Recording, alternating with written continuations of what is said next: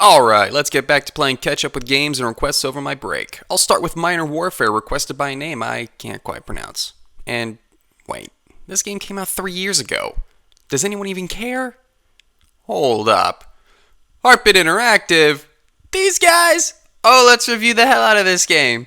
Minor Warfare is a very simple game. You and 3 friends want to kill each other in a sandpit. Nothing else going on here. Now, unfortunately, I didn't have 3 friends to come over and play this game. I ended up playing it with just my daughter. But don't worry, we had fun with it. Controls are clearly explained, and even if you skip over them, it isn't too hard to figure out. You have a nice assortment of weapons to utilize, and from my point of view, nothing seemed too broken. But, again, my competition was a 6-year-old.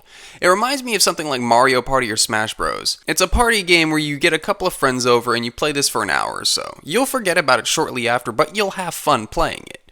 It would have greatly benefited from some online play though. End of the day, I wasn't disappointed with this purchase. I mean hell, we can even dress up the miners like characters from Doom and Destiny. Heartbit Interactive, you guys are now 3 for 3 on awesome games. Keep up the good work. Another game I want to talk about is the Devil May Cry 4 Special Edition, or as I like to call it, the Glorified Expansion Pack.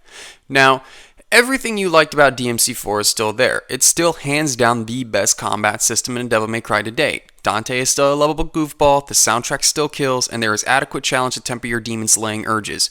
Of course, all the bad is there too. Story sucks, Nero is completely inferior as a leading character to Dante in every way, and Dante still doesn't get his own levels to love and cherish from this day forward. Go read any review about Devil May Cry 4 and it's still applicable to this title. With that said, I'm going to be focusing on what is new with this release. The biggest thing they included were 3 new characters, Trish, Lady, and Virgil. Unfortunately, they don't get their own levels. Some cutscenes change and everyone gets their own loadout, but you're playing through the same levels each time. That gets old fast. Virgil has it the worst because at least past the Pope fight, you get a different character when you replay the levels you've been through before, but Virgil just has to do it all over again.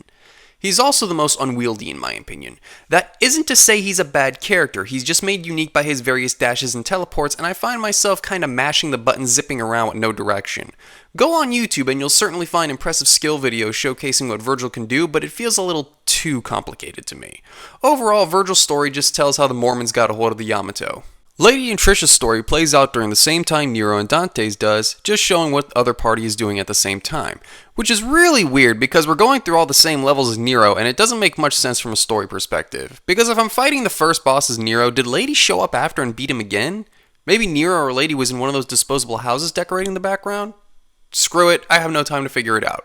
What I do want to bring up is Lady is almost the polar opposite of Virgil in terms of mechanics. Virgil requires some extreme practice put into mastering him, while Lady just hits the shoot button. That's pretty much it. I'm fighting Hecarim like I'm frickin' Mega Man jumping and shooting all over the place. My, how challenging a game this has become.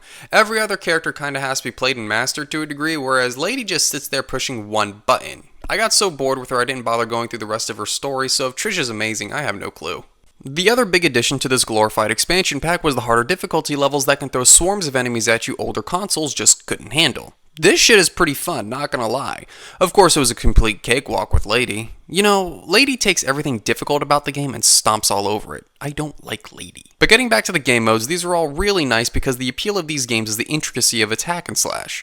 Overall, I felt like Nero Dante had the best time with these increased difficulty modes, if only because they get more battle options than the rest of the cast. So, I'm just kinda meh about the special edition. Personally, I don't think it's worth the asking price. You get one cool character, one boring one, and some better difficulty modes. That's not enough to me. Especially because they didn't do the one thing they needed to do, give Dante his own levels to plow through. If Capcom just did that, no question in my mind, I'd pay $60 for this game all over again. But they didn't, and so I'm left to say catch it on sale if you can, but don't bother otherwise.